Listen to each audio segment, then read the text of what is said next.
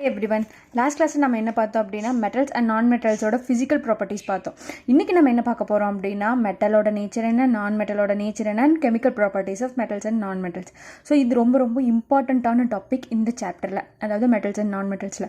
So இப்போ நம்ம பார்க்குறது nature of a metal. So metal என்ன நேச்சர் அப்படின்னு கேட்டால் metals are always basic in nature. So இந்த டவுட் அடிக்கடி வரலாம், ஏன் மெட்டல்ஸ் நம்ம பேசிக் இன் நேச்சர் அப்படின்னு சொல்கிறோம் அப்படின்னா, ஸோ எப்போல்லாம் நம்மளுக்கு ஒரு ரியாக்டிவ் மெட்டலோ இல்லை ஹை ரியாக்டிவ் மெட்டல் இருக்கோ அதை எடுத்து நம்ம தண்ணிக்குள்ளே டிசால்வ் பண்ணுறப்ப it does not dissolve, actually it chemically reacts. So it undergoes a chemical reaction with the water to give a base. So அது என்னவா மாறிடும் அப்படின்னா ஒரு பேஸாக கன்வெர்ட் ஆயிரும். நான் ஒரு எக்ஸாம்பிள் எடுத்திருக்கேன். சோடியமை வாட்டர் கூட ட்ரீட் பண்ணுறப்ப எனக்கு அக்வஸ் சோடியம் ஹைட்ராக்சைடு கிடைக்குது. Sodium hydroxide is nothing but a base.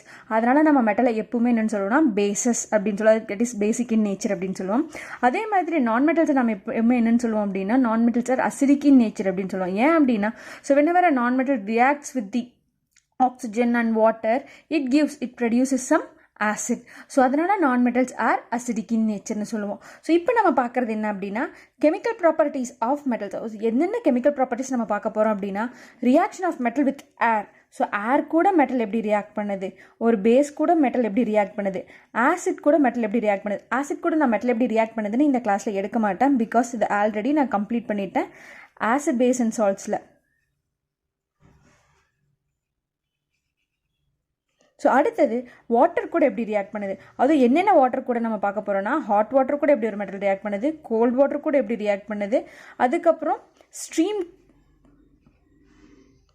கூட எப்படி ரியாக்ட் பண்ணுது அப்படிங்கிறத நம்ம பார்க்க போகிறோம். அது கூட சேர்த்து so how to a metal reacts with other metallic salt, இன்னொரு மெட்டலோட சால்ட்ஸ் கூட எப்படி ஒரு மெட்டல் ரியாக்ட் பண்ணுது அப்படிங்கிறதையும் நம்ம பார்ப்போம்.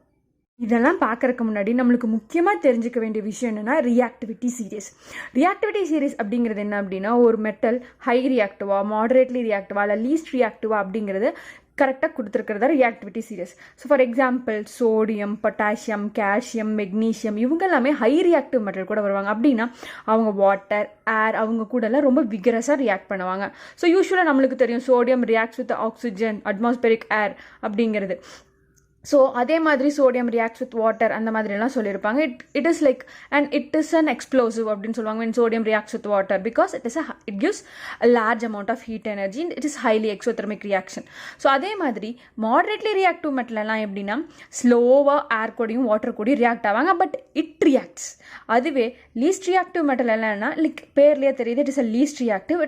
It will not react with air and water for a long time. Like ரொம்ப வருஷம் ஆனாலும் கூட ரொம்ப ஸ்லோவாக தான் ரியாக்ட் பண்ணுவாங்க, இல்லை ரியாக்ஷனே பண்ணாமல் கூட விட்டுரும். ஸோ இதனால் அவனோட ரியாக்டிவிட்டியை வச்சு நம்ம அந்த மெட்டல்ஸை வந்து கிளாஸிஃபை பண்ணியிருப்போம். ஸோ இது ஈஸியாக ஞாபகம் வச்சுக்க, ஹை ரியாக்டிவ் மெட்டல்ஸ் ஞாபகம் வச்சுக்க மட்டும் நான் ஒரு மெத்தட் சொல்கிறேன், கான க ம கல். So you just remember like this. So இதனால ஹை ரியாக்டிவ் மெட்டல் எதுன்னு நம்மளுக்கு ஈஸியாக தெரிஞ்சிடும். நம்மளுக்கு மாடரேட்லி ரியாக்டிவ் மெட்டல் நம்ம அடிக்கடி யூஸ் பண்ணுறங்காட்டிக்கு அதுவும் நம்மளை அப்படியே கொஞ்ச நாள் ஆக ஞாபகம் வர ஆரம்பிச்சிடும். இப்போ நம்ம பார்க்குறது how to a metal reacts with air. So ஒரு மெட்டல் எப்படி ஏர் கூட ரியாக்ட் பண்ணுது அப்படிங்கிறத நம்ம பார்க்க போகிறோம். ஸோ நார்மலாக எல்லா மெட்டலுமே ஏர் கூட ரியாக்ட் பண்ணுமா அப்படின்னு பார்த்தா கிடையாது. ஹை ரியாக்டிவ் மெட்டலும் மாடரேட்லி ரியாக்டிவ் மெட்டல் மட்டும் தான் ரியாக்ட் பண்ணும். லீஸ்ட் ரியாக்டிவ் மெட்டல் எப்பவுமே ஏர் கூட ரியாக்ட் பண்ணாது ஆக்சுவலி. அதுக்கப்புறம் எப்படி ஒரு நார்மலாக ஒரு மெட்டல் ரியாக்ட் பண்ணும் அப்படின்னா, ஸோ நான் உங்களுக்கு ஒரு ஸ்கெலிட்டல் ஈக்குவேஷன் மட்டும் எடுத்துக்கிறேன். இன்ஸ்டெட் ஆஃப் பர்டிகுலர் மெட்டல் நான் எம் அப்படின்னு ஒரு எக்ஸாம்பிள் எடுத்திருக்கேன். Metal reacts with oxygen to form a metal oxide. So நம்மளுக்கு என்ன கிடைக்கும் அப்படின்னா ஒரு மெட்டல் ஆக்சைடு கிடைக்குது ஆக்சிஜன் கூட ரியாக்ட் பண்ணுறப்ப. Oxygen is nothing but an air. அடுத்தது நான் இப்போ எடுத்திருக்க எக்ஸாம்பிள் வந்து சோடியம் மெட்டல் ஆக்சிஜன் கூட ரியாக்ட் பண்ணுறப்ப சோடியம் ஆக்சைடு ஃபார்ம் ஆகுது. ஸோ இந்த நேமிங், இந்த ஃபார்முலாஸ் எல்லாம் எப்படி வந்துச்சு அப்படிங்கிறது நான் முன்னாடி ஆல்ரெடி ஒரு வீடியோவில் போட்டிருக்கேன். ஸோ ஏதாச்சும் ஒரு டவுட்ஸ் இருந்துச்சுன்னா அந்த வீடியோவை ரெஃபர் பண்ணிக்கோங்க. So whenever a metal reacts with air, it forms a metal oxide. So in the sense high reactive and moderately reactive metal reacts with the air. But what about least reactive? Least reactive does not react with the air. இப்போ நம்ம பார்க்குறது how to a metal oxide react with base. So last கிளாஸில் அதாவது உங்களுக்கு acid பேஸ்ன்னு சொல்லி கொடுக்குறப்ப how to a metal react with base அப்படிங்கிறது நான் ஆல்ரெடி கவர் பண்ணியிருப்பேன். ஸோ உங்களுக்கு ஏதாச்சும் டவுட் அப்படின்னா reaction of acids with metal அப்படிங்கிறத போய் ரெஃபர் பண்ணுங்கள். ஸோ அதில் reaction of metal with bases also நான் உங்களுக்கு சொல்லியிருப்பேன். ஸோ இப்போ நம்மளுக்கு ஏன் மெட்டல் வந்து பேஸ் கூட ரியாக்ட் பண்ணுது அப்படிங்கிறது ரொம்ப பெரிய இது கொஷினாக இருக்கும். ஏன்னா மெட்டல் ஆக்சைடும் basic in nature. So base is also basic. ஒரு பேஸ் இன்னொரு பேஸ் கூட ரியாக்ட் பண்ணுமா அப்படின்னா கண்டிப்பாக பண்ணாதுன்னு தான் நம்ம சொல்லுவோம். ஆனால் there are some metals which are amphoteric in nature. So இதுவும் நாங்கள் சொல்லியிருப்பேன். ஸோ இவங்கெல்லாம் என்னென்னா ஆம்ஃபோட்டரிக் ஆக்சைட்ஸ்னு சொல்லுவோம். ஸோ இந்த மெட்டல்ஸ் ஆம்ஃபோட்டரிக் மெட்டல்ங்காட்டிக்கு இவங்க ஃபார்ம் பண்ணுற ஆக்சைட்ஸும் ஆம்ஃபோட்டரிக் ஆக்சைட்ஸ்னு சொல்லுவோம். So like aluminium, zinc, lead இவங்க எல்லாமே ஆம்ஃபோட்டரிக் ஆக்சைட்ஸ் ஃபார்ம் பண்ணுவாங்க. Amphoteric oxides has a character to react with acid as well as base. So இங்கே இருக்க மெட்டல் ஆக்சைடு நம்ம பேஸ் கூட எப்படி ரியாக்ட் ஆகுதுன்னு பார்ப்போம். ஸோ அலுமினியம் ஆக்சைடை வந்து நம்ம சோடியம் ஹைட்ராக்சைடு கூட ட்ரீட் பண்ணோம் அப்படின்னா சோடியம் அலுமினேட் நம்மளுக்கு ஃபார்ம் ஆகுது ப்ளஸ் வாட்டர். சோடியம் அலுமினேட்டுங்கிறது இந்த ரியாக்ஷன்ஸ் வந்து நம்மளுக்கு எப்பவுமே ரொம்ப ரொம்ப இம்பார்ட்டன்ஸ். ஏன் அப்படின்னா metal oxides are basic in nature. Even though they are basic in nature, why do they react with base அப்படின்னு கேட்டால் நம்மளுக்கு இதுக்கு ஆன்சர் எழுத தெரியணும். Because these oxides are amphoteric oxides. So இந்த amphotericங்கிறது ஒரு keyword. So amphoteric oxides, hence they react with bases அப்படின்னு நம்ம சொல்லணும்.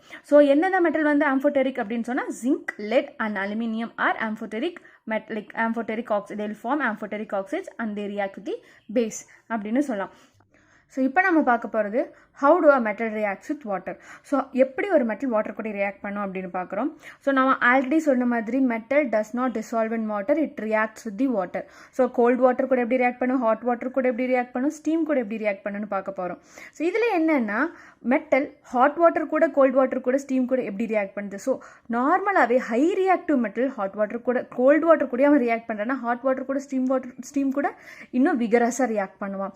ஸோ கோல்டு வாட்டர் கூட ஒரு ஹை ரியாக்டிவ் மெட்டல் எப்படி ரியாக்ட் பண்ணுறான்னு பார்ப்போம். ஸோ இதில் நம்ம ஹை ரியாக்டிவ் மெட்டல்னு யாரை கன்சிடர் பண்ணுவோம்னா potassium, sodium and calcium consider பண்ணுவோம். இதில் பொட்டாசியமும் சோடியமும் எப்படி ரியாக்ட் பண்ணுவாங்க அப்படின்னா potassium reacts with water to produce potassium hydroxide plus hydrogen case. நார்மலாக ஒரு மெட்டல் வந்து வாட்டர் கூட ரியாக்ட் பண்ணுச்சு அப்படின்னா நம்மளுக்கு ஃபார்ம் ஆகிறது metal oxide plus hydrogen case. அதுக்கப்புறம் மறுபடியும் இந்த மெட்டல் ஆக்சைடு தான் நம்மளுக்கு எது கூட ரியாக்ட் பண்ணியிருக்கோம், எக்ஸஸாக மறுபடியும் வாட்டர் கூட ரியாக்ட் பண்ணி மெட்டல் ஹைட்ராக்சைடாக ஃபார்ம் ஆயிருக்கும். பட் இந்த மாதிரி ஹை ரியாக்டிவ் மெட்டல்ஸ் எல்லாம் என்ன பண்ணோம் அப்படின்னா it reacts directly with water to produce metal hydroxides. Metal hydroxide கூட இதில் எவால்வ் ஆகிற ஹைட்ரஜன் கேஸ் வந்து it is an explosive. So ரொம்ப ஹை எக்ஸோதெர்மிக்காக இருக்கங்காட்டிக்கு சம்டைம்ஸ் இது வந்து என்னவாகும் அப்படின்னா வெடிக்கும். ஸோ பொட்டாசியம் அண்ட் சோடியம் வந்து வாட்டர் கூட ரியாக்ட் பண்ணிச்சு அப்படின்னா நம்மளுக்கு ஒரு பேஸ் ஃபார்ம் ஆகும். அந்த பேஸ் கூட ஹைட்ரஜன் கேஸும் எவால்வ் ஆகும். சம்டைம் இந்த எவால்வ் ஆகிற ஹைட்ரஜன் கேஸ் வந்து இட் கேச்சஸ் ஃபயர் இம்மீடியட்லி. இந்த மாதிரி high reactive metal like sodium and potassium react பண்ணுறப்ப the evolved hydrogen can catch fire.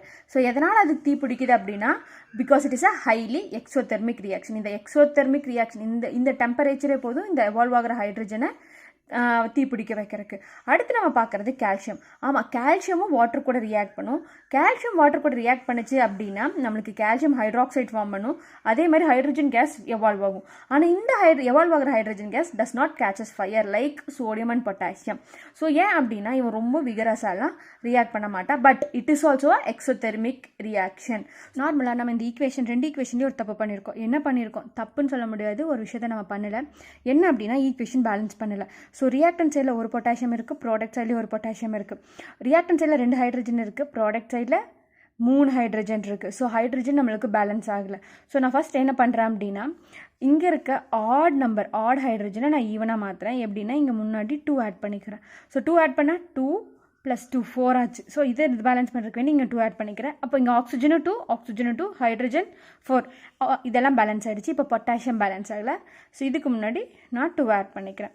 அதே மாதிரி இந்த ஈக்குவேஷனையும் நீங்களே பேலன்ஸ் பண்ணி பாருங்கள். ஸோ எப்போ ஈக்குவேஷன் எழுதினாலும் 2 விஷயம் பார்க்கணும். ஒன்று அந்த ஃபார்முலா கரெக்டானு செக் பண்ணணும். அடுத்து அந்த ஈக்குவேஷன் பேலன்ஸ்டா அப்படின்னு பார்க்கணும். So balance this equation. நம்மளுக்கு பப்ளிக்கில் ஒரு கொஸ்டின் கேட்பாங்க, why do the calcium floats? So நம்ம நார்மலாக இந்த ரியாக்ஷன் நடக்கிறப்ப ஏன் கால்சியம் வந்து மேலே ஃப்ளோட் ஆகுது அப்படின்னு கேட்பாங்க. ஸோ இது எதனால் அப்படின்னா இது just a simple because evolve ஆகிற ஹைட்ரஜன் கேஸ் என்ன பண்ணும் அப்படின்னா கால்சியமை வந்து அப்படியே மேலே அந்த பபிள்ஸ் மாதிரி ஃபார்ம் ஆகி கால்சியம் அப்படியே மேலே ஃப்ளோட் பண்ண வைக்குது. The floating of calcium during the reaction is due to evolution of hydrogen gas. This evolved hydrogen gas will make the calcium to float on the water. So evolve ஆகிற hydrogen gas என்ன பண்ணும் அப்படின்னா இந்த கால்சியமை நம்மளுக்கு தண்ணிக்கு மேலே float ஆகிற மாதிரி காமிக்கும். ஸோ இந்த மாதிரி questions அடிக்கடி நம்மளுக்கு பப்ளிக்கில் கேட்குறாங்க. இப்போ நம்ம பார்க்குறது how do magnesium reacts with hot water. So magnesium reacts with water. எந்த வாட்டர் கூட magnesium react பண்ணும்? It reacts with only hot water. So magnesium belongs to high reactive metal. So magnesium high reactive metal, but it reacts with hot water. அப்போ cold water கூட magnesium react பண்ணுமா? Absolutely. Magnesium will not react with cold water. So it requires some temperature for the reaction.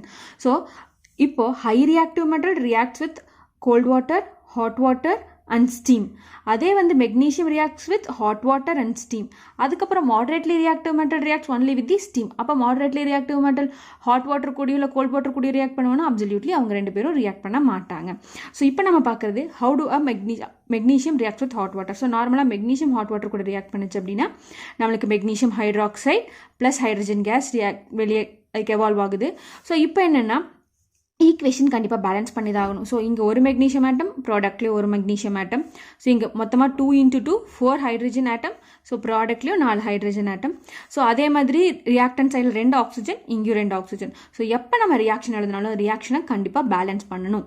அடுத்தது reaction with steam. So reaction with steam யார் ரொம்ப steam கூட react பண்ணுவாங்க அப்படின்னா so only are metal which are moderately reactive like zinc, iron, lead அந்த மாதிரி இருக்கவங்க மட்டும்தான் ஸ்டீம் கூட ரியாக்ட் பண்ணுவாங்க. அலுமினியம் வந்து நார்மலாக ஹைட்ரஜன் கூட, அதாவது this is nothing but steam கூட ரியாக்ட் பண்ணுச்சு அப்படின்னா நம்மளுக்கு aluminium oxide plus hydrogen gas evolve ஆகும். ஸோ எப்போ நம்ம ரியாக்ஷன் எழுதினாலும் ரியாக்ஷனை கண்டிப்பாக பேலன்ஸ் பண்ணணும். So aluminium reacts with water, that is nothing but steam, to give aluminium oxide plus hydrogen gas. So நார்மலாக metal reacts with water to give metal oxide plus hydrogen gas. Again this metal oxide reacts with water to give metal hydroxide அப்படின்னு தான் நம்ம படிப்போம். ஆனால் இதில் நான் high reactive metal என்ன பண்ணும் அப்படின்னா metal reacts with water to produce metal hydroxide directly because they are highly reactive. So moderately reactive நம்மளுக்கு என்ன பண்ணும்? ஃபர்ஸ்ட் metal oxide ஃபார்ம் பண்ணும், அதுக்கப்புறம் தான் metal hydroxide ஃபார்ம் பண்ணும். பார்க்க போகிறது reaction of metal with metal salt. So metal A reacts with metal salt of B to give metal salt of A plus metal B. So இந்த reaction நம்ம already இதில் பார்த்துருப்போம் அப்படின்னா displacement reaction மாதிரி தான் இருக்கும். So it is also called as displacement reaction. So displacement reactionக்கு நம்மளுக்கு முக்கியமாக தேவை என்ன அப்படின்னா reactivity series. metal displacementக்கு நம்மளுக்கு ரொம்ப தேவையானது reactivity series. So sodium is highly reactive and gold, silver, mercury is least reactive. என்ன அப்படின்னா high reactive metal displaces the least reactive metal salts metal. So for example நான் copper sulfate எடுத்துக்கிறேன், அதை வந்து நான் அயன் கூட ட்ரீட் பண்ணேன் அப்படின்னா எனக்கு என்ன கிடைக்கும் அப்படின்னா iron sulphate plus copper. So இது எப்படின்னா இங்கே பாருங்கள், இங்கே அயான் இங்கே இருக்குது, காப்பர் இங்கே இருக்குது. ஸோ இவங்க ரெண்டு பேர்த்து படி யார் ரொம்ப reactive? Iron is high reactive and copper is least reactive. So இது வந்தது லீஸ்ட் ரியாக்டிவ் மெட்டல் சால்ட், இது ஹை ரியாக்டிவ் மெட்டல். ஸோ நான் சொன்னது என்ன? High reactive metal displaces the least reactive metal salts metal. So அவன் டிஸ்பிளேஸ் பண்ணிட்டு என்ன பண்ணிப்பான்? High reactive metal அவனுக்கு பதிலாக சப்ஸ்டியூட் ஆகிப்பான். ஸோ அப்படின்னா இங்கே இருக்க காப்பரை யாரை டிஸ்பிளேஸ் பண்ணுவாங்க அப்படின்னா அயான் டிஸ்பிளேஸ் பண்ணி அயான் சல்ஃபேட்டாக மாறிடும். And these kinds of reaction are called displacement reaction. இது ரொம்ப ரொம்ப முக்கியம், நீங்கள் லெசன் 1லேயும் இது படிச்சிருப்பீங்க. இப்போ நம்ம சில எக்ஸாம்பிள்ஸ் பார்ப்போம். So zinc reacts with aluminium. So zinc அதிகமாக ரியாக்டிவா இல்லை அலுமினியம் ஹைலி ரியாக்டிவான்னு பார்த்தா aluminium is high reactive than zinc. So இது வந்து least reactive metal salt. So இப்போது என்ன நடக்கும் அப்படின்னா இது ரியாக்ஷன் டிஸ்பிளேஸ் ஆகுமா ஆகாதான்னு பார்த்தா கண்டிப்பாக டிஸ்பிளேஸ்மெண்ட் ரியாக்ஷன் நடக்கும். Aluminium displaces zinc to form aluminium sulphate plus zinc. So இந்த ரியாக்ஷனை கண்டிப்பாக பேலன்ஸ் பண்ணணும். ஸோ மிச்சம் இருக்கிறது எல்லாமே நீங்களே ஹோம்ஒர்க்காக பண்ணுங்கள். ஸோ இதில் சில ரியாக்ஷன்ஸ் நடக்கும், சில reaction does not takes place because high reactive metal displaces the least reactive. So இன்னொரு எக்ஸாம்பிள் சொல்கிறேன், copper plus iron sulphate. Copper is least reactive metal and iron is high reactive metal salt. So இப்போ இந்த இடத்துல displacement reaction நடக்குமா அப்படின்னா no reaction. So இதே மாதிரி மற்ற எல்லாமே நீங்களே பண்ணுங்கள் ஹோம்ஒர்க். ஸோ இந்த ரியாக்ஷன் எழுதி கண்டுபிடிச்சி கண்டிப்பாக ரியாக்ஷனை பேலன்ஸ் பண்ணணும். ஸோ நெக்ஸ்ட் கிளாஸில் எலக்ட்ரான்ஸ் டாட் ஸ்ட்ரக்சர் பார்ப்போம். பாய்.